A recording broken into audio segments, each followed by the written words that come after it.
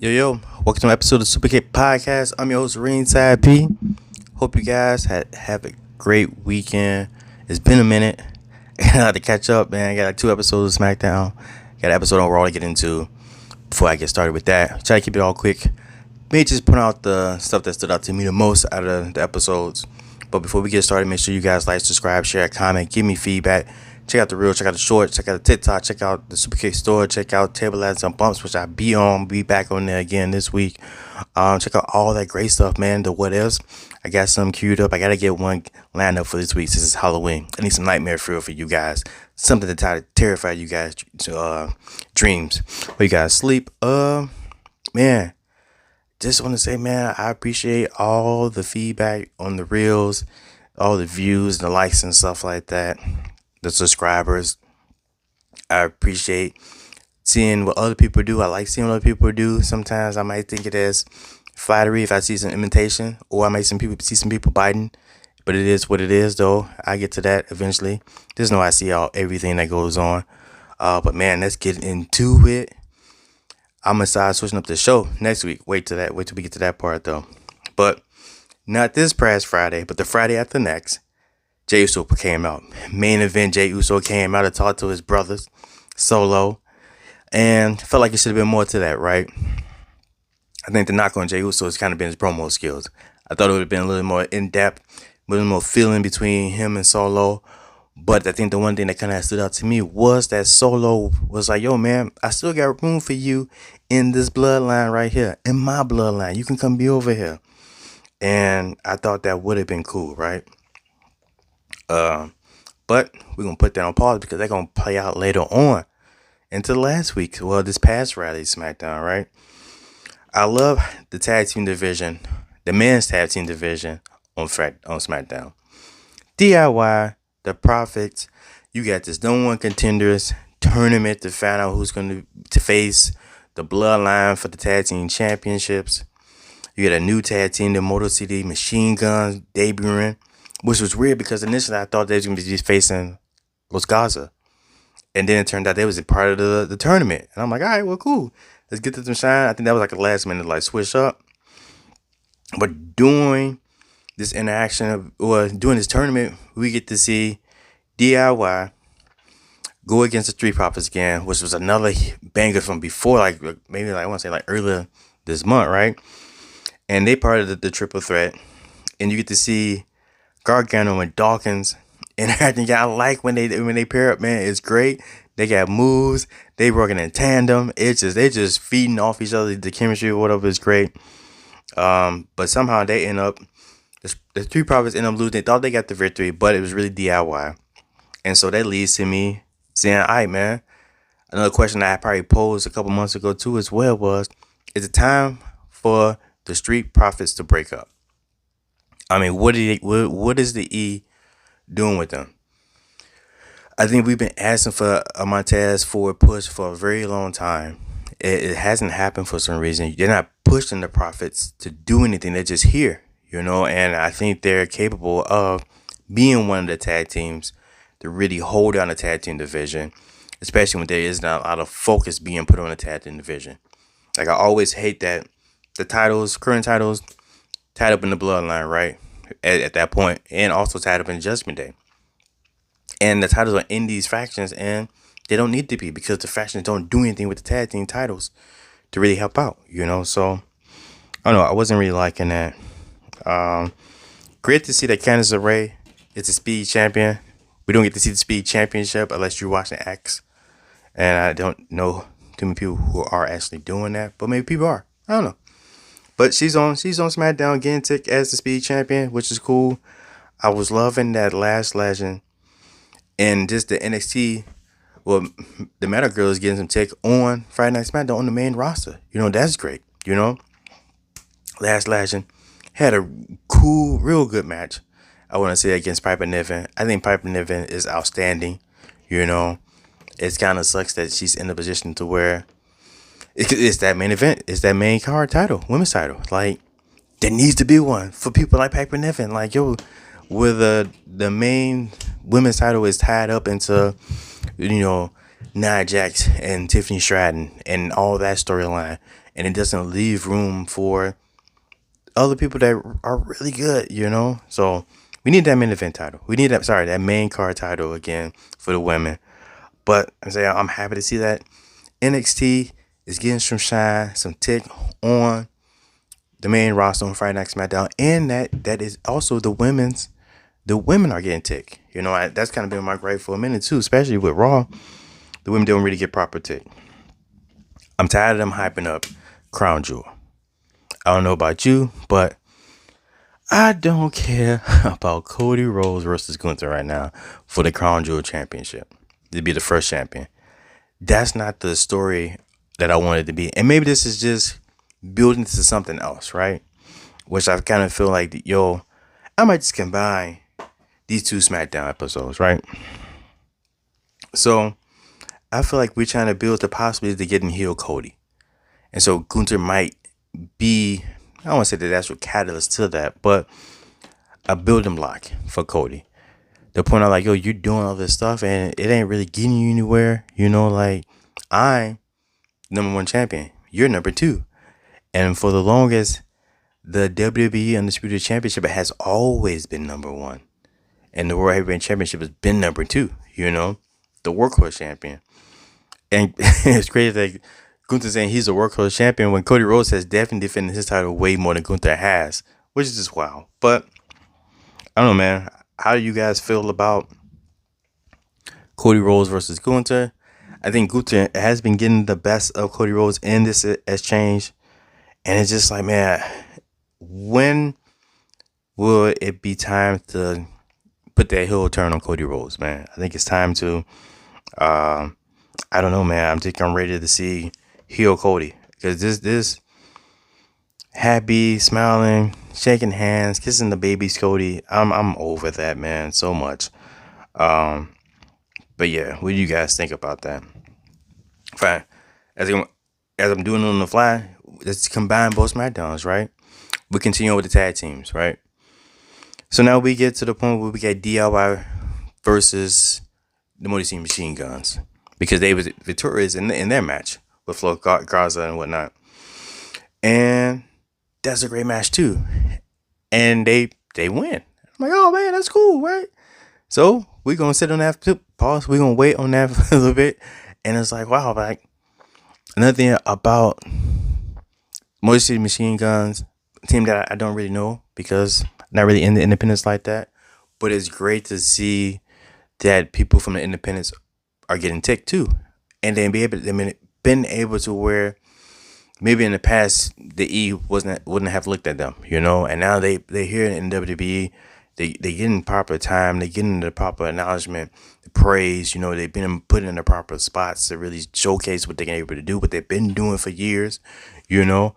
And I think with this Triple H regime of wrestling and whatnot, it allows people to see the so-called dream matches between wrestlers from different promotions that you thought would never cross paths, and now with that door open for wrestlers from wherever promotion to come over here and join WWE and get that actual look, you know, like that. I know the Motor City Machine Guns has been out here grinding for years, you know, and they mentioned one dude's been in here for a brief stint, but now they're back and they having a great match, you know, and they're in the main roster.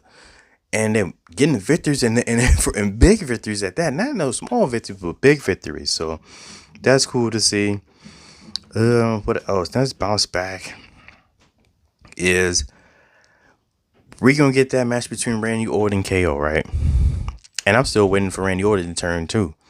But we got that match between Randy Orton and KO at Crown Jewel. And it feels like they're trying to make it seem like Kevin Owens is unstable. That he just doesn't know what he's doing. He's flying off the hinge. And makes me feel like they're trying to give Kevin Owens the old Dean Ambrose gimmick. The lunatic fringe. And that's what they're trying to, I think they're just trying to get with KO. Like, he's a lunatic. Excuse me. He can't be managed. He might hurt someone severely, you know. Put somebody on the injury reserve permanently. And maybe because this was a different era, and so the Lunatic Friends gimmick didn't work with Dean Ambrose, and maybe it might work with Kevin Owens. So that's one thing I'm seeing now is the Lunatic Friends KO. What do you guys think about that? How y'all guys feeling about that? How y'all guys feeling about the possibility? And also, I'm skipping that. I meant to also mention again, when I had talked about the Street Profits possibly breaking up, it's time to break them up. We saw some little bickering or not seeing an eye to eye between DIY at their loss. Is it time to break up DIY too as well? You know, one of these teams are going to break up. One of these teams, if not both of these teams, are going to break up soon. I feel. I just don't know which one and who deserves it. I need Montez Ford to get the push. That's all I'm saying. I need Montez Ford to get the push. We also had Game 7 or Match 7 between Melo and Andrade. But it was Match 7 for Melo and Andrade with LA Knight as special guest referee. And I think we all kind of knew what was going to happen. Like, this was going to be a no contest and was going to lead to, which it did, to a triple threat match between Melo, Andrade, LA Knight for the U.S. title. Now, out of those three, I still think I see LA Knight coming out as the victor and Superman and champion. But it was also, to me, I think I was starting to see the LA Knight heel turn. I think it's time for LA Knight to turn heel. I think he'd be a way better heel than he is face. You know, the fans are, they pop every time you see him. That, it's hard not to do it's hard not to do the LA Knight, but I think LA Knight will make a way better heel than he does face. But what do you guys think? And do you think the heel turn is coming? And also, is the U.S. title ranked higher than the IC title right now? Do you put that over up top? Let me know, man. Let me know what you guys think about that. What else we got? So, I can't get into all the. I can't get into all the Smackdown because I gotta get into Raw stuff. So, as that first episode of Smackdown, not this one, but the past one ends, we see Roman Reigns, Jey Uso lay it out. They need some help. Bloodline 2.0 looking dominant again. What they gonna do, huh? What they gonna do, Uso? Who knows, right? Like I said, you had Jay come out, talk to his brother, so hey man, next time I see you, things gonna be different. And just like the verbiage didn't match what was going on, Besides him talking about he was gonna whip up Jacob Fatu for looking at him all crazy, that was the only thing that stood out. So let's get into Monday Night Raw. I'm bouncing all over, but let's get into Monday Night Raw, right? Another heel, I think he's loading up is Seth Rollins. Or I keep saying we're seeing heel turns and face turns, but are we gonna get to the point to where there just won't be a heel or a face, and they'll just be personalities, and it's really gonna be up to us to decide what we feel, how we feel these guys are doing, and not necessarily people out here just doing wrong or doing heel tactics, quote unquote heel tactics. They're just doing what they need to do to survive or to get by. And some of that might be shady. And you might say, oh man, that guy's a bad guy. But I feel like there was a time where a face would never attack a heel really. And that's a exception to the rule. But they'll all be like face to face. If we know behind attacks and all like that, But we saw that with Seth Rollins and Bronson Reed throughout the whole night. Chaos. And so I feel like maybe we could get a Seth Rollins heel turn, which is another person I think it's time for a change. And I think he'll be much better as a heel. I think I just like Seth Rollins as a heel in general over a face. But we'll see what happens. But also speaking about just Seth Rollins, Bronson Reed throughout the night just being chaotic. We're having all type of just brawls on Monday Night Raw. Every match, every other segment was like a brawl, whether it was the men or the women. Stuff just ended in chaos. And what also leads me to believe that we need to bring back Raw is War. Because that is the theme of Monday Night Raw. Monday Night Raw is war. Like, you never know what's going to happen at any given moment. Like, you could have a decent match, and it could be civilized, and you can have a easy 1, 2, 3 or whatever, or you could just get chaos in the back, chaos in the middle of the ring, referees getting thrown, dogs and cats living together, mass hysteria. That is what Raw is like now, and this theme at Raw is war. Bring it back. That's what I want to see. Who is with me for Raw is War Part 2? Maybe Netflix is right around the corner, man. So maybe we could get that for Netflix. Raw is War, Netflix style. What do you guys think? Should we bring it back? So WWE bring back Raw is War. Let me know. I think big thing that happened for Monday Night Raw. Samantha Irvin's gone, y'all. She gone. She said, "Hey, I tried for me to do some new things, put it out of Twitter post, like whatever post, and she was gone. Same day. Same day she bounced." And I was like, "Oh man, all right, well, I was like, oh well, I guess she's leaving, but maybe we'll still get to see her. Maybe it's up to like WrestleMania. Monday Night kick on, Monday Night Raw comes on. It's like, what? Where's Samantha?" And then when Lillian Garcia is back, and it's like, I'm gonna give her some time to get back situated into the flow of things. Yes, the Monday Night Raw wasn't the best showing for Lillian, but I know that it's been a minute, so she's gonna get back in the groove of things because she's a pro too. But Samantha, man, she just dipped out. Like, she was like, you know what, I'm done. And I'm out of here. I'm about to go do some other stuff, but it's been real. It's been a thin slice, y'all. I'm out. Peace. And it's like, man, like, Samantha was A+, man. Like, Miss Samantha, yo. But it is what it is, man. Maybe one day. I think if we make enough noise, just say a lot as much as we can on social media in favor of wanting her to come back. Maybe they pay her more. Pay the lady. I don't care what she asking for. Pay her, because she was one of the things about Monday Night Raw, just announcing. And man, yeah, she said she hated it. So I don't know. Man, she said she hated it, but she was so great at it though. But it was like, oh man, I don't know. Pay her. Just give her some money. Just come back for like WrestleMania and then dip out. Well, we got one person leaving, but we got some more people coming back. The Wyatt Six is back. They came back in Wyatt style fashion. Lights go out. They pop out on the pillars, on the turnbuckle, around the ring apron to surround the Final Testament in the Miz. And just like we kind of thought too, like either they're going to go after the Miz or they're going to go after the Final Testament. And it seemed like they went after both. And so I think this is going to be a good matchup. But it also leads me to believe like, yo, what are we doing with Karrion Kross? Like, what's the last feud or rivalry that Karrion Kross had actually won and been victorious out of? Like, I just haven't seen it yet. Like, but he's so good. He's so good in the roles that he plays that I want more for Karrion Kross and for AP in general.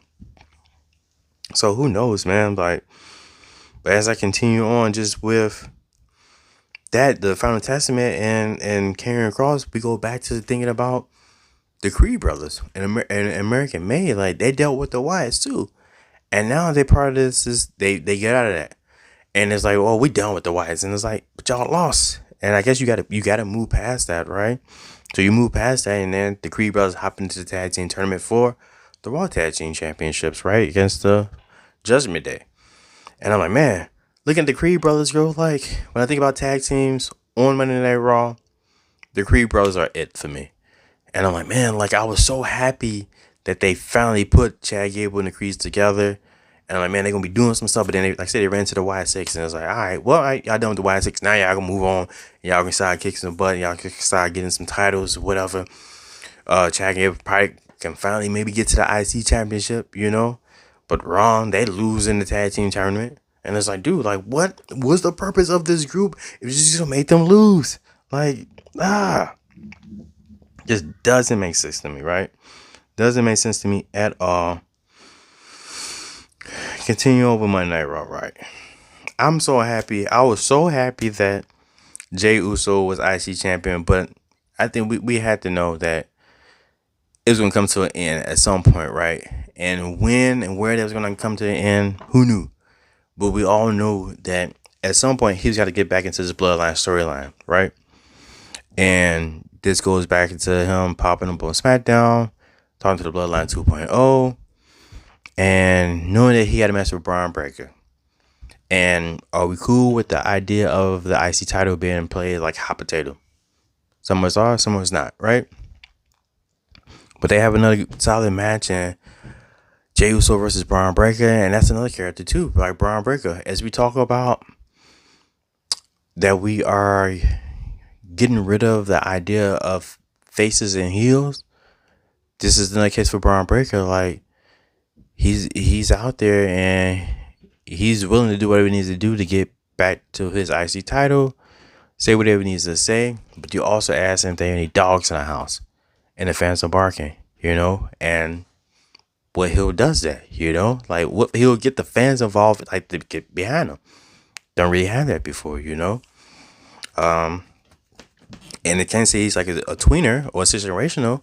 I just think that now we're just getting away for this traditional idea of that have always been heels and faces, and I think I might be cool with that, right? So we get this match with him and Jey Uso. Bloodline 2.0 comes out. They don't necessarily. They come out for support, and they end up costing him the match. Braun Breaker wins. Spears Jey Uso 1, 2, 3. New IC champion. I can say Braun Breaker. Jey Uso was left there by himself. Don't get why. When we had seen Jimmy Uso last week pop up, looking for help. If I was to put this, so this is how I would have booked this thing between Jey Uso, Braun Breaker, the IC title, Bloodline 2.0. It would have been something to the degree of Solo had already offered Jey Uso a spot in his bloodline, right? So why not play with that a little bit of idea? And I feel like the bloodline storyline is kind of being rushed for some reason when it doesn't need to be rushed. And we could have played around with that idea a little bit with Solo and Bloodline 2.0 coming out to try to help Jey Uso. And not necessarily cost Braun Breaker the match, but yeah, and actually it would have cost Braun Breaker the match and give Jey Uso the help that he didn't want to help, Excuse me. Whether it would have been an inverted distraction to Braun Breaker and Jey Uso picked up on that, or the Bloodline 2.0 did something to where Jey Uso wasn't aware of it and Jey Uso picked up the victory, because this would have played also back on Braun Breaker kept saying that Jey Uso needs his family to help him. He needs his family this and family that, right?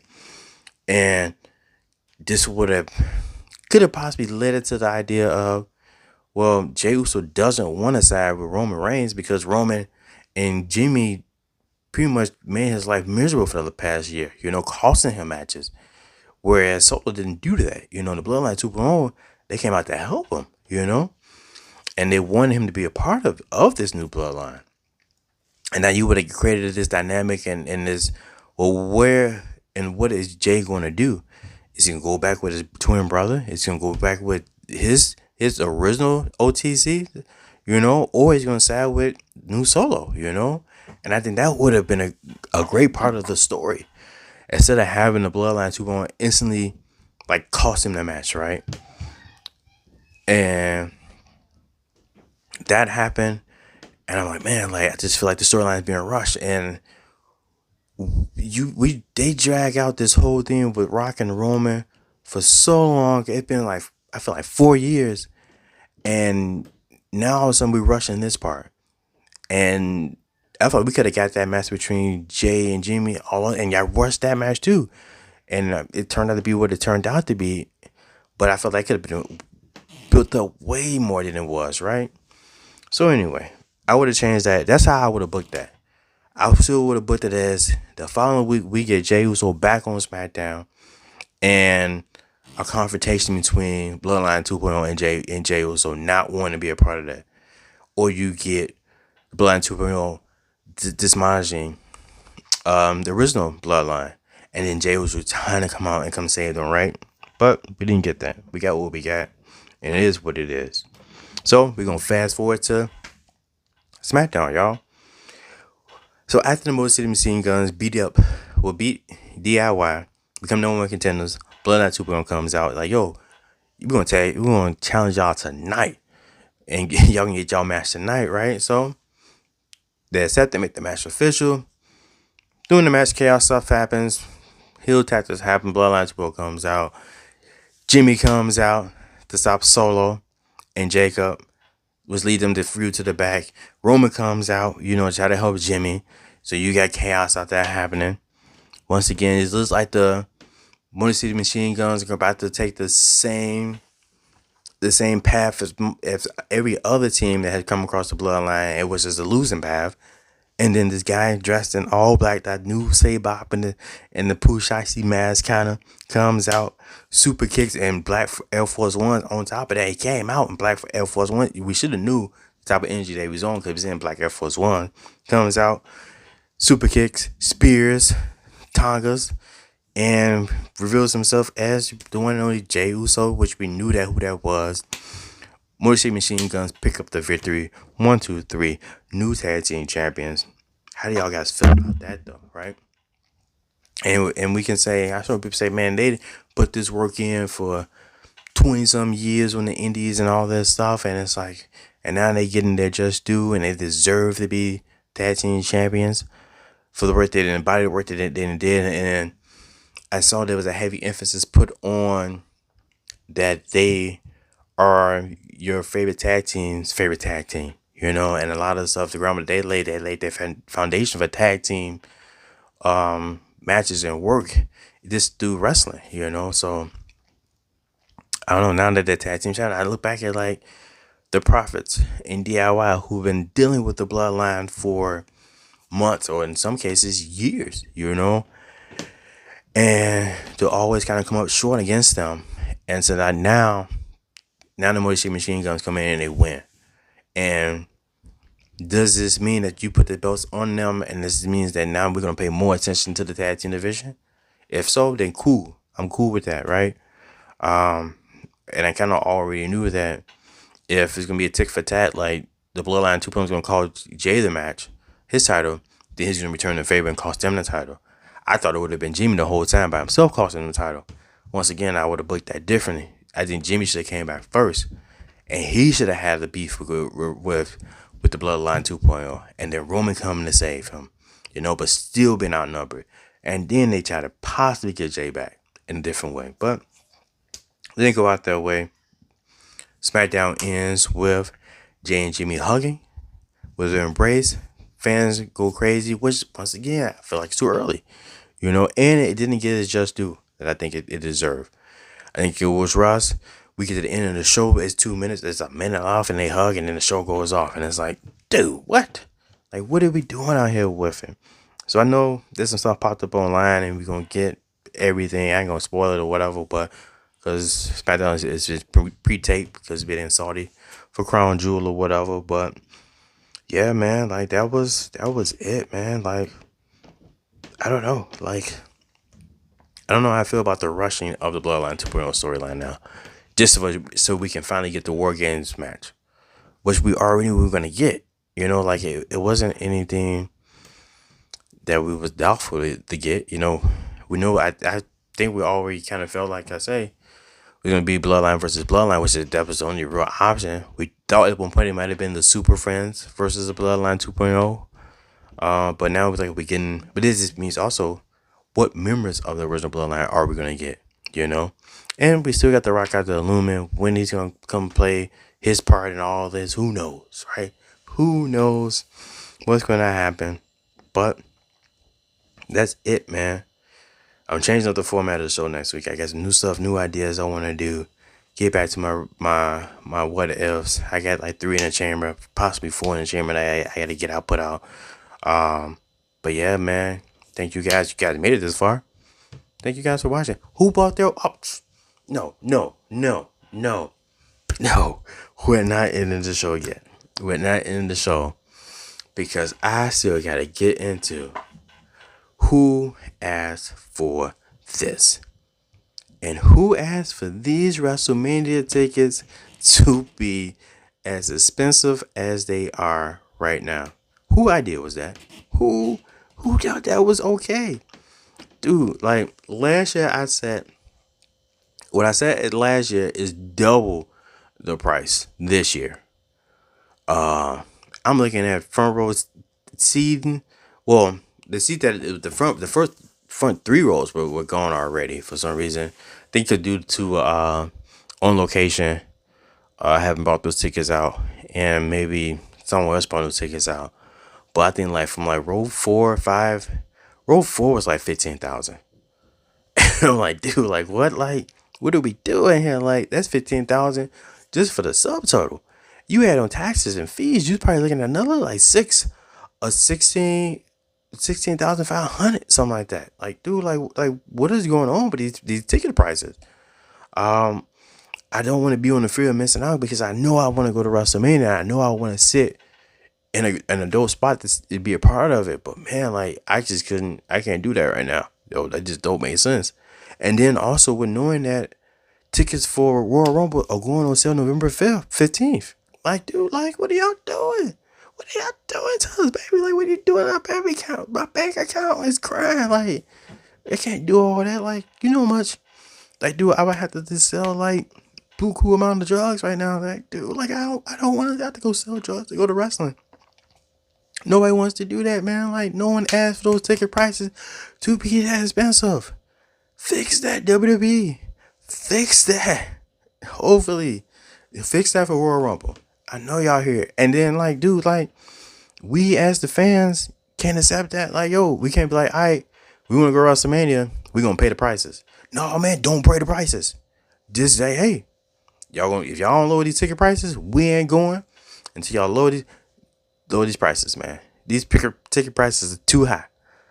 But man, that's my ass. I almost forgot. Who asked for that. But man, I know I didn't ask for that. I know a lot of y'all didn't ask for the ticket price to be that high. But if you got tickets already, let me know. Comment below. Until next time, thank you guys for watching.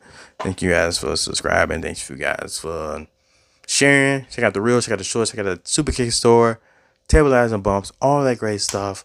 Won't be able to live stream Crown Jewel because it comes on a goofy time and I'm gonna be working. So, but I probably do a how you booking for that Friday night though. But the next time, adios, peace.